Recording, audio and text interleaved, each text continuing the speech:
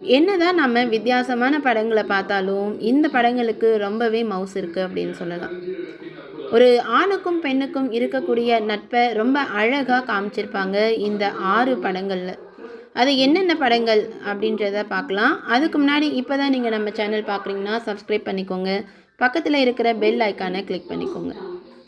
ஒரு ஆணுக்கும் பெண்ணுக்கும் இருக்கக்கூடிய நட்பை நம்ம பார்க்கும்போது இந்த மாதிரி ஒரு ஃப்ரெண்ட்ஷிப் நம்ம வாழ்க்கையில் இருந்தால் நல்லா இருக்கும்னு பொறாமைப்படுற அளவுக்கு தமிழ் சினிமாவில் படங்கள் வெளிவந்திருக்கு. அந்த படங்களில் முதல்ல நம்ம பார்க்க இருக்கிறது 5 ஸ்டார். இயக்குனர் சுசி கணேசன் இயக்கத்தில் கனிகா, பிரசன்னா, கிருஷ்ணான்னு பல பேர் இணைந்து நடித்து 2002 வெளியானது தான் இந்த படம். முழுக்க முழுக்க காலேஜ் ஸ்டூடெண்ட்ஸுக்கு இருக்கக்கூடிய நட்பை வச்சு தான் இந்த படத்தை எடுத்திருப்பாங்க. அதுலேயும் ஆணுக்கும் பெண்ணுக்கும் இருக்கக்கூடிய நட்புக்குள் எந்த ஒரு வித்தியாசமும் கிடையாதுன்னு சொல்கிற அளவுக்கு அந்த பெண்களுக்கு திருமணம் ஆனதுக்கு அப்புறமா கூட நட்புடன் இருப்பதை அழகாக காமிச்சிருப்பாங்க. மாதவன், ஜோதிகா, ஸ்ரீதேவி, வினீத் மற்றும் பலர் இணைந்து நடித்து கடந்த 2003 விக்ரமன் இயக்கத்தில் வெளியான படம் தான் பிரியமான தோழி. இதில் மாதவன், ஸ்ரீதேவி 2 பேருமே சின்ன வயசுலேருந்து ஃப்ரெண்டாக இருப்பாங்க. ஒருத்தர் புரிஞ்சுக்கிட்டு இருப்பாங்க. அவங்களுடைய நட்பின் ஆழத்தை ரொம்ப அழகாக காமிச்சிருப்பார் விக்ரமன்.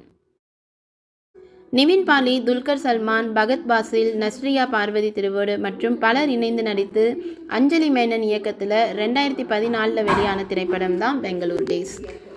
இந்த படத்தில் பார்த்தீங்க அப்படின்னா கேரளாவிலேருந்து பெங்களூருக்கு போகக்கூடிய இந்த 3 நண்பர்களை பற்றி தான் படமே எடுத்திருப்பாங்க. இவங்களுடைய நட்பை நீங்கள் பார்த்தீங்க அப்படின்னா ரொம்பவே ஹாப்பியாக இருப்பாங்க.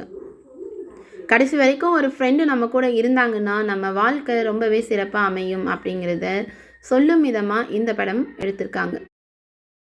தருண், ஸ்னேகா, குணால், தாமு, பிரீத்தி விஜயகுமார்னு பல பேர் இணைந்து நடித்து கே. ஷாஜஹானுடைய இயக்கத்தில் 2002 வெளியான திரைப்படம் தான் புன்னகை தேசம்.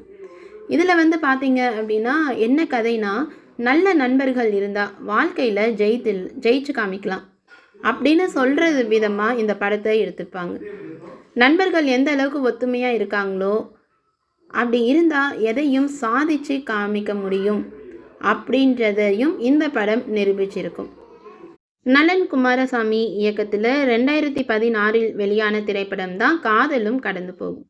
இந்த திரைப்படத்தில் விஜய் சேதுபதி, மடோனா செபாஸ்டியன்னு பல பேர் நடிச்சிருப்பாங்க. மடோனா வேலை இல்லாமையும் ஃப்ரெண்ட் இல்லாமையும் இருக்கிறப்போ அவருடைய நண்பராக இருந்து வாழ்க்கையில் ஜெயிக்கிறதுக்கு ஒரு வழிகாட்டியாக எல்லாத்தையுமே செய்து முடித்து கூடவே பக்கபலமாகவும் இருப்பார் விஜய் சேதுபதி.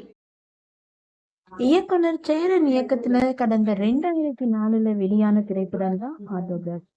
இதுல சேரன், கோபிகா, ஸ்னேகான்னு பல பேர் நடிச்சிருந்தாங்க.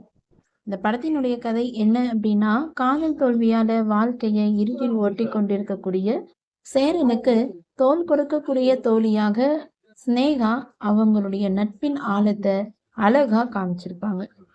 அதே நேரத்துல எவ்வளவு பிரச்சனை வந்தாலும் அதை எதிர்கொள்ள நம்மகிட்ட உண்மையான நண்பர்கள் இருந்தா போதும்ன்றத உணர்த்தும் விதமாக இந்த படம் வெளிவந்தது.